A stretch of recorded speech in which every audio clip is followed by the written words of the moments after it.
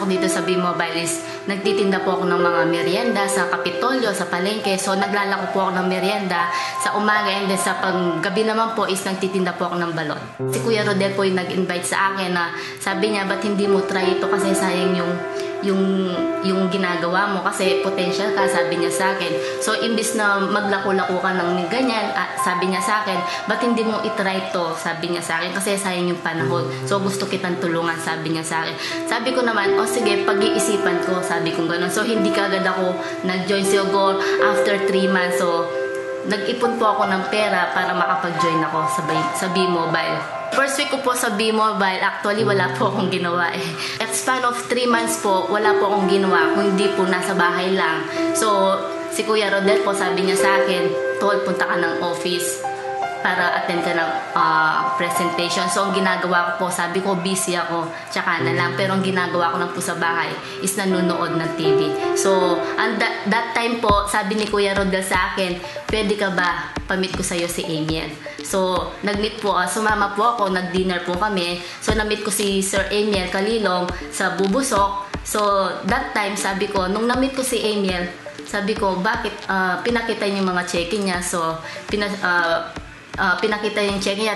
Then, sabi ko, medyo ano pa nga ako nun eh, medyo tawag doon, medyo mayabang pa nga ako kasi meron akong previous na company na sinalihan. Bakit siya? Kaya niya.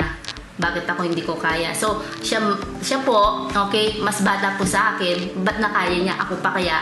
Hindi po ako nasira ng loob kasi alam ko sa sarili ko na totoo ang negosyo. Dati, hirap na hirap po ako sa pera. So, almost, ang dami kong utang. Siguro sa kamay ko na to, hindi mo mabilang kung sa Lunes, Martes, Miyerkules, Huwebes, Biyernes, Sabado, Linggo, kung meron pa nga susunod na araw. Kung hindi po kay B-Mobile, wala po siguro ako ngayon. Actually kay Sir Amiel din, kung hindi po kasi sa kanya, wala po akong malaking grupo din na tinulungan niya ako.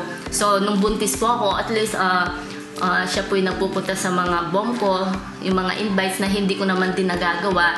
So, sabi ko nga, syempre, hindi man po siya mabayaran ng pera. Yung tulong niya po sa akin, ipinapasa ko din po. Actually po, na-inspired po ako kasi yung mga katulad ni Sir Duncan, Sir Peewee, yung mga tumulong sa akin. Sabi ko kasi, dati, nanood lang po ako sa YouTube. Ngayon po, hindi po na-expect. Lalo nung tinext po ako ni Sir Duncan at ni Amiel. Nakita po yung pangalan ko. Wala po ako sa top earner, pero nandito po ako sa harapan.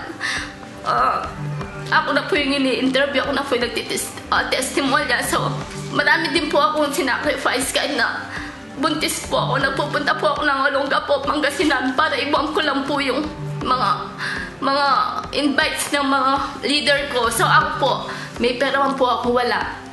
Ginugok po kahit utangin ko lang po yung pamasahe ko para mapuntahan ko lang yung tao. Hindi po ako nagre-reklamo dahil alam ko kung kahit na isa lang po yan, baka yung isa na yan, siya po yung magpayaman sa akin.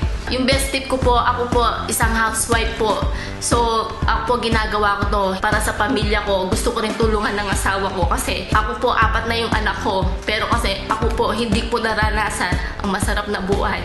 So, gusto ko po para sa kanila na ayoko nang mangyari sa buhay nila.